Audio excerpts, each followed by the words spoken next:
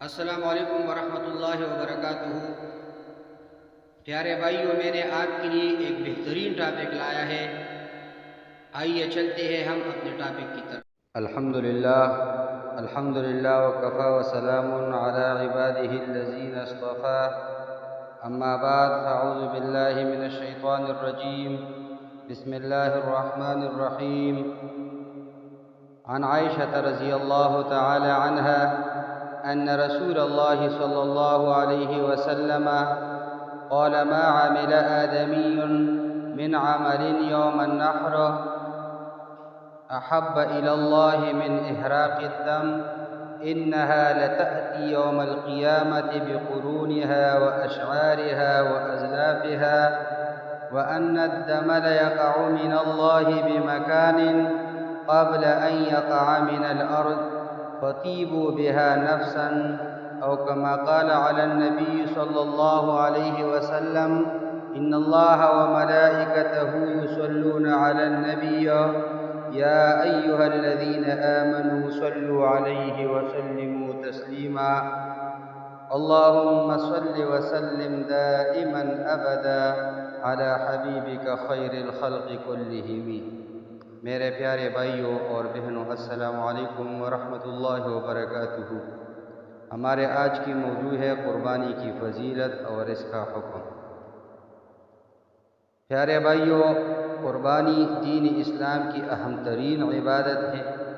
اس ماہ مبارک میں لاکھوں مسلمان اس فریضہ کو انجام دیتے ہیں اور حضرت ابراہیم علیہ السلام کی سنت پر عمل کرتے ہوئے لاکھوں جانور اللہ کی رضا کی خاطر ذبح کیے جاتے ہیں۔ قربانی کی عبادت بندے کی اللہ تبارک و تعالیٰ کے ساتھ عشق و محبت کا مظہر ہے۔ ہونا یہ چاہیے تاکہ بندہ خود اللہ تبارک و تعالیٰ کی رضا اور خوشنودی حاصل کرنے کے لیے اپنی جان کا نذرانہ پیش کرتا، مگر اللہ تبارک و تعالیٰ کی رحمت ہے کہ اللہ تعالیٰ نے جانوروں کو ذبح کرنا اس کے قائم مقام قرار دے دیا، اور جس شخص کو بھی اللہ تبارک و تعالیٰ نے مالی وسعت عطا فرمائی ہے، وہ شخص قربانی کرنا اہم دینی فریضہ سمجھتا ہے، اور بہت بدنصیب ہے وہ آدمی کہ جو باوجود مالی وسعت کی اس عظیم عبادت سے محروم رہے۔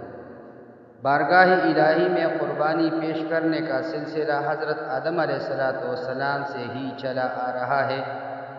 چنانچہ اللہ تعالیٰ نے سورہ مائدہ میں حضرت آدم علیہ السلام کے بیٹوں حابیل اور قابیل کا قصہ ذکر فرمایا کہ دونوں نے اللہ رب العزت کے حضور قربانی پیش کی۔ حابیل نے عمدہ دمبا قربان کیا اور قابیل نے کچھ زرعی پیداوار یعنی غلہ پیش کیا۔ اس وقت قربانی قبول ہونے کی علامت یہ تھی کہ آسمان سے آگ آ کر قربانی کو کھا لیتی۔ چنانچہ حابیل کی قربانی کو آگ نے کھا لیا اور قابیل کی قربانی وہی پڑی رہ گئی، یوں وہ قبولیت سے محروم ہو گئی۔ پیارے بھائیوں، قربانی کا عمل ہر امت میں مقرر کیا گیا، البتہ اس کے طریقے اور صورت میں کچھ فرق ضرور رہا ہے۔ انہی میں سے قربانی کی ایک عظیم الشان صورت وہ ہے جو اللہ رب العزت نے امت محمدیہ کو عید الاضحیٰ کی قربانی کی صورت میں عطا فرمائی ہے، جو کہ حضرت ابراہیم علیہ السلام کی قربانی کی یادگار ہے۔ احادیث مبارکہ میں نبی کریم صلی اللہ علیہ وسلم نے قربانی کی بہت زیادہ اہمیت اور فضیلت بیان فرمائی ہے۔ چنانچہ حضرت زید ابن ارقم رضی اللہ تعالی عنہ فرماتے ہیں، صحابہ کرام رضی اللہ تعالی عنہم اجمعین نے عرض کیا: یا رسول اللہ، یہ قربانی کیا ہے؟ نبی علیہ السلام نے ارشاد فرمایا: تمہارے باپ ابراہیم علیہ السلام کی سنت ہے۔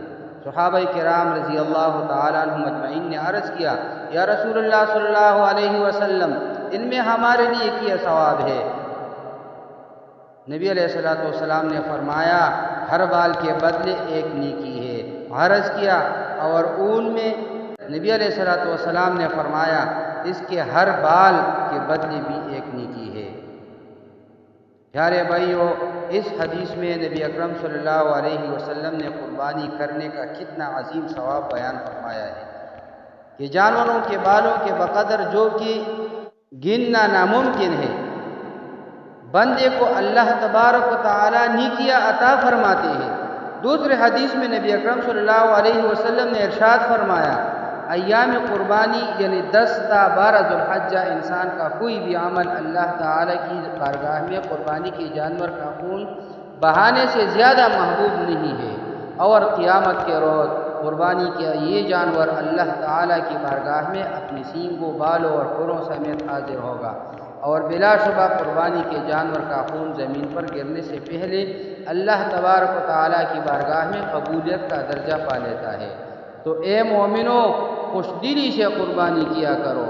ایک اور روایت میں نبی اکرم صلی اللہ علیہ وسلم نے اپنی پیاری بیٹی حضرت بی بی فاطمہ رضی اللہ تعالی عنہا سے ارشاد فرمایا، اے فاطمہ اٹھو، اپنی قربانی کی جانور کے پاس جاؤ اور اسے لے کر آؤ، کیونکہ اس کے خون کا پہلا قطرہ گرنے پر تمہارے پچھلی گناہ بخش دی جائیں گے۔ انہوں نے عرض کیا، یا رسول اللہ صلی اللہ علیہ وسلم، یہ انعام ہم اہل بیت کے ساتھ خاص ہے یا ہمارے اور تمام مسلمانوں کے لیے عام ہے؟ تو نبی علیہ السلام نے ارشاد فرمایا، بلکہ ہمارے اور تمام مسلمانوں کے لیے عام ہے۔ پیارے بھائیو، ایک اور روایت میں ہے، نبی اکرم صلی اللہ علیہ وسلم نے ارشاد فرمایا، جس میں وسعت ہو اور قربانی نہ کرے وہ ہماری عیدگاہ کے قریب نہ آئے۔ سنن ابن ماجہ کتاب الاضاحی۔ حضرت عبداللہ ابن عمر رضی اللہ سے روایت ہے کہ حضور نبی کریم صلی اللہ علیہ وسلم 10 سال مدینہ میں مقیم رہے اور ہر سال قربانی فرماتے تھے۔ سنن ترمذی۔ نبی کریم صلی اللہ علیہ وسلم کا ہر سال قربانی کرنا قربانی کی اہمیت، فضیلت اور تاکید کے لیے کافی ہے۔ حضرت انس رضی اللہ تعالی عنہ سے روایت ہے کہ نبی کریم صلی اللہ علیہ وسلم سیاہ اور سفید رنگت والی اور بڑی سینگوں والی 2 مینڈوں کی قربانی فرما کرتے تھے، اور اپنے پاؤں کو ان کے گردن کے پاس رکھ دیا کرتے تھے اور اپنے دست مبارک سے ذبح فرماتے تھے۔ بخاری شریف کا حدیث ہے یہ۔ پیارے بھائیو، قربانی کے عمل کی اہمیت کا اندازہ اس سے بھی بخوبی لگایا جا سکتا ہے کہ نبی کریم صلی اللہ علیہ وسلم نے حجۃ الوداع کے موقع پر ایک وقت میں 100 اونٹوں کی قربانی فرمائی۔